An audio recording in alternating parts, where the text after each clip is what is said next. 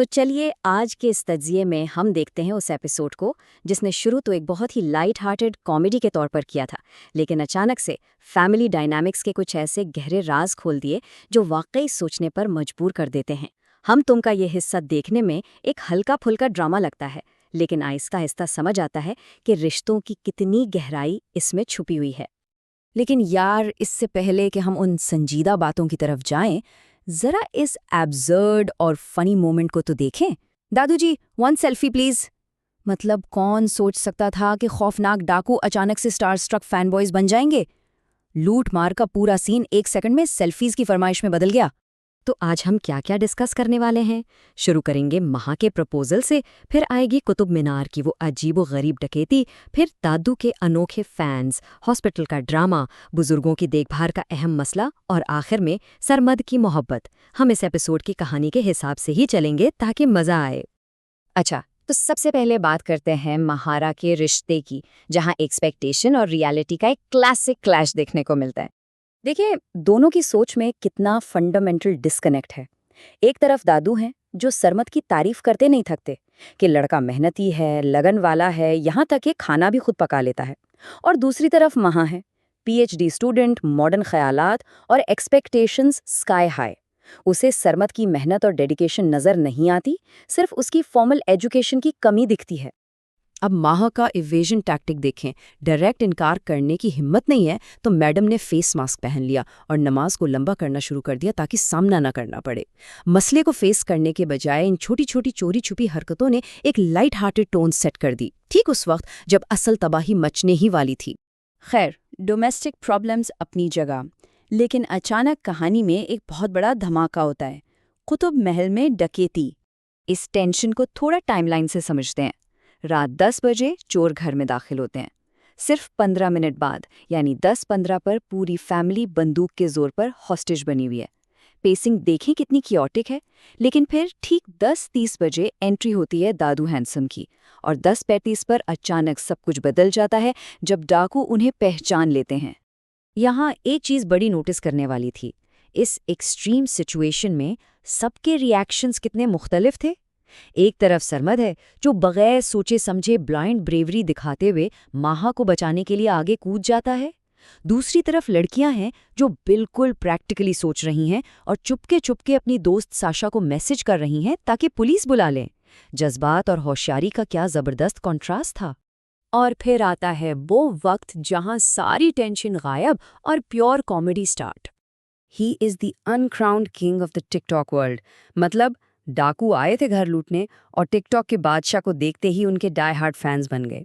इस एक छोटी सी लाइन ने पूरे सीन का माहौल ही बदल कर रख दिया। कहाँ सब इतने डरे हुए थे और कहाँ अब कह कहे लगने वाले थे। और यार, बेहुदगी की इंतहा तो तब हुई जब दादू साहब बिल्कुल चिल थे। बंदूकों का कोई खौफ नहीं, पूरे कॉन्फिडेंस के साथ उन डाकुओं को उठाकर 5,000 रुपए थमा दिए और कहते क्या हैं कि ये उनकी पोतियों के जहेज का तोहफा है। सीरियसली, इस अनोखे ट्विस्ट को कौन भूल सकता है? लेकिन जैसे जिंदगी का असूल है, हंसी के फौरन बाद रोना भी आ ही जाता है।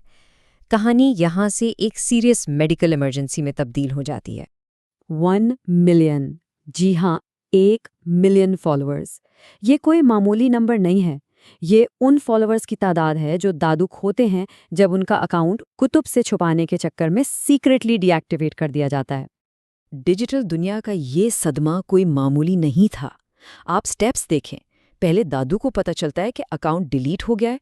इस शॉक की वजह से उनका ब्लड प्रेशर इतनी बुरी तरह शूट अप करता है कि उन्हें फौरन हॉस्पिटल भागना पड़ता है आईवी ड्रिप के लिए। डिजिटल कम्युनिटी खोने का सीधा असर उनकी फिजिकल बॉडी पर पड़ता है, और यहीं से हमारा ये तज्जिया अपने सबसे इमोशनल हिस्से की तरफ बढ़ता है। यहाँ से टोन वाकई संजीदा हो जाती है। सोर्स मटेरियल हमें मॉडर्न फैमिली डायनामिक्स का एक बहुत बड़ा आईना दिखाता है। हम घर के बुजुर्गों को फर्नीचर की तरह समझते हैं। ये बात सुनने में कितनी कड़वी लगती है ना, लेकिन ये हार्श रियलिटी है। हम सोचते हैं कि बेसिक फिजिकल ज़रूरियात पूरी कर दी, खाना दे दिया तो हमारी जिम्मेदारी ख़त्म। लेकिन असल कनेक्शन, एम्पैथी और उनके साथ टाइम गुजारना, वो शायद हम कहीं भूल गए हैं। असल मैसेज जो इस इंसिडेंट से मिलता है वो ये है कि बुजुर्गों को सिर्फ जिंदा रहने के लिए नहीं, खुश रहने के लिए वक्त चाहिए। उनकी मेंटल हेल्थ भी उतनी ही ज़रूरी है जितनी फिजिकल हेल्थ। उनके शौक चाहे आपको कितने ही अजीब क्यों ना लगें, उन्हें डिसमिस ना करें। अगर हम अकेलेपन और डिप्रेशन से उन्हें बचाना चाहते हैं तो उनके साथ एंगेज करना बहुत लाजमी है। और इस बात का सबूत तो दादू साहब ने खुद दे दिया। जैसे उन्हें ये खबर मिलती है कि उनके फॉलोअर्स महफूज हैं और अकाउंट वापस मिल गया है, तो भाई ने इंस्टेंटली अपनी आईवी ड्रिप खींचकर निकाल दी और फौरन डिक्लेयर कर दिया कि मैं तो बिल्कुल फिट हूँ। ये स्लाइटली फनी जरूर था, लेकिन क्या परफेक्ट तरीके से साबित कर गया कि इंसान की फिजिकल हेल्थ उसकी खुशी और पर्पस के साथ कितनी डीपली कनेक्टेड है। चलें आखिर में बात कर लेते हैं उस बेचारे की जिसने हीरो बनने की कोशिश तो पूरी की, सरमद की मोहब्बत। यहाँ कितनी अजीब आयरनी है ना। एक तरफ सरमद ने बंदूक के आगे कूदकर माँ की जान बचाई, कंधे पर इंजरी भी ली, उसका एक्शन बिल्कुल सेल्फलेस था। और बदले में माँ का रिएक्शन, उसने इस बहादुरी को सराहने के बजाय सिर्फ एक आउटडेटेड स्टंट कहकर मजाक उड़ाया। जान हथेली पर रखने के बावजूद जब किसी की अफेक्शन को इस तरह डिसमिस किया जाता है तो वो वाकई बहुत पेनफुल होता है। तो पूरी सिचुएशन देखने के बाद जहन में एक बहुत बड़ा सवाल रह जाता है, क्या सरमद की ये हिम्मत और सच्ची मोहब्बत आखिरकार माहा की उन सख्त और रिजिड एक्सपेक्टेशंस की दीवार गिरा पाएगी, या फिर उनके दरमियान जो डिफरेंसेस हैं वो इस रिश्ते को शुरू होने से पहले ही खत्म कर देंगे? ये वो सवाल है जो हम सबको अगली दफा सोचने पर मजबूर करेगा। देखते हैं कि इनका ये सफर आगे जाकर कौन सा नया रुख लेता है।